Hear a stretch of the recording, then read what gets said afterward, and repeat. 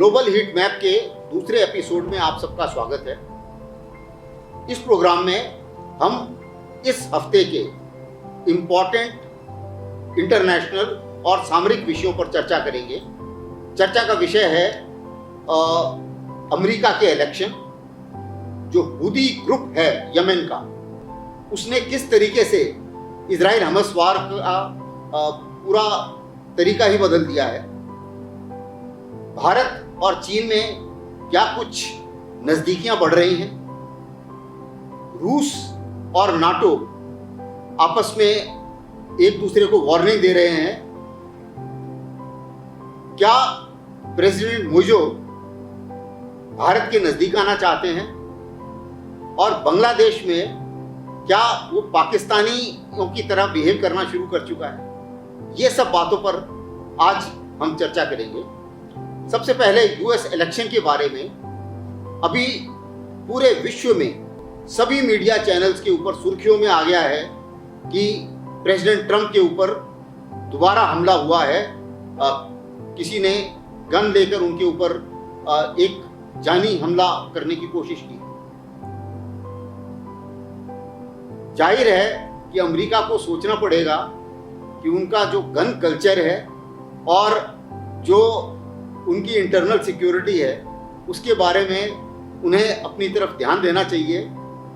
हालांकि वो पूरे विश्व को इस बारे में लेक्चर देते रहते हैं, लेकिन मुझे लगता है कि उन्हें खुद अपने हालात खुद ही सुधारने चाहिए। जहां तक भारत का सवाल है, ये न्यूज़ जिसका ओवर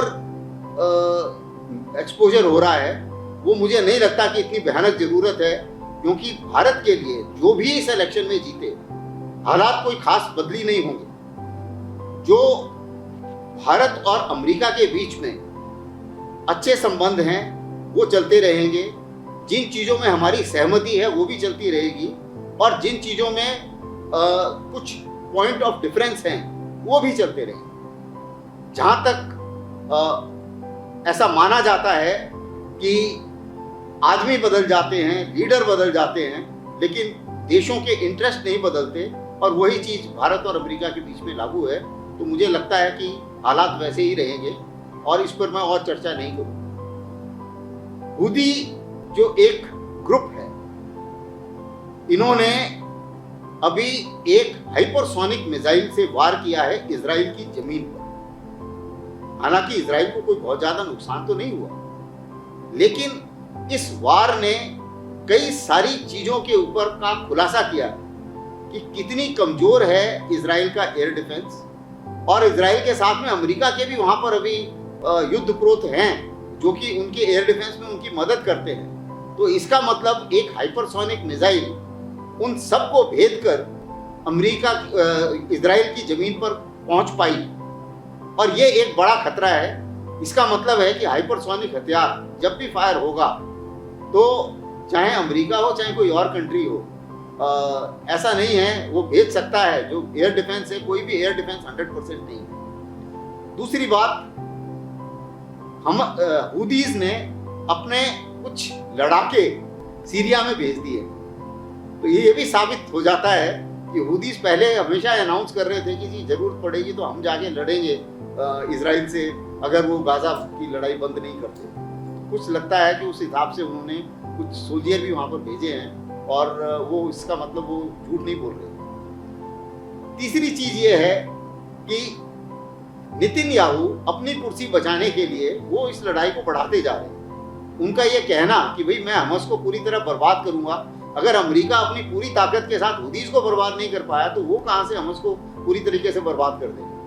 तो ये एक इम्प्रैक्टिकल एम है, लेकिन इसको परस्यू करने के चक्कर में, इसको आगे बढ़ाने के चक्कर में, उन्होंने अपने सभी बॉर्डर्स जो हैं वो असुरक्षित कर दिए हैं। लड़ाई हर तरफ से बढ़ रही है। हिजबुल्लाह ने अभी अपनी कहानी बंद नहीं की है, फायर एक्सचेंज हो रहे हैं। ईरान ने अभी भी उस इस्माइल की मौत का बदला नहीं लिया है, लेकिन जो हालात नज़र आ रहे हैं, इस हफ्ते जो नज़र आए, उससे ये लगता है कि शायद ईरान जो है वो बदला अपने प्रॉक्सीज के थ्रू लेगा, और इसीलिए हूदीज ने जो एक्शंस लिए हैं, ये एक तरीके से उसके बदले को माना जा सकता है। और दूसरी चीज़ ये है कि ईरान ने रूस के साथ हाथ मिला लिया है, रूस को मिसाइल देनी शुरू कर दी है।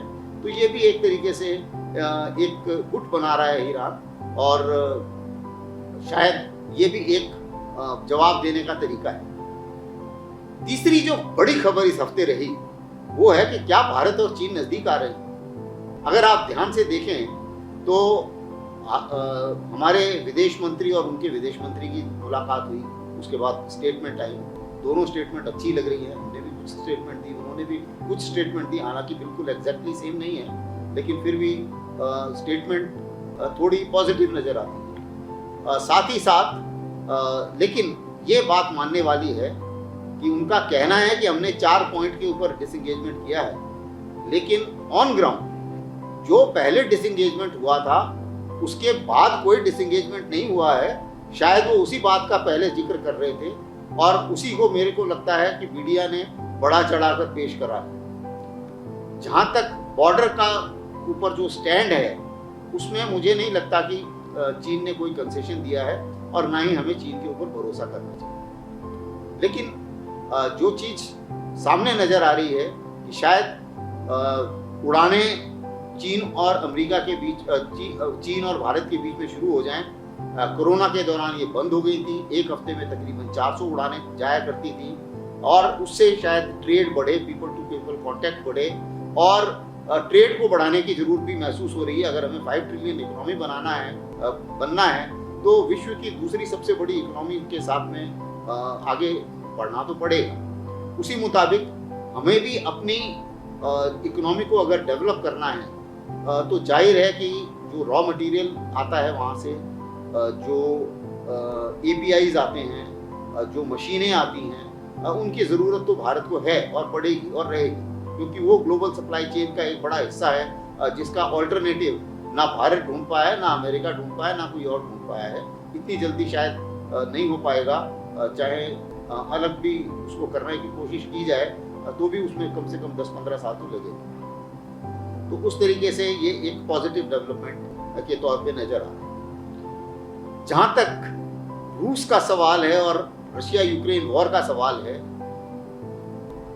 नाटो कह रहा था कि शायद हम परमिशन दे दें यूक्रेन को, जो ये लंबी दूर वाले मार करने वाली जो स्ट्राइक मिसाइल्स हैं और जो यूके की मिसाइल्स हैं और जो अमेरिका की मिसाइल्स हैं, उनको परमिशन दे दी जाए।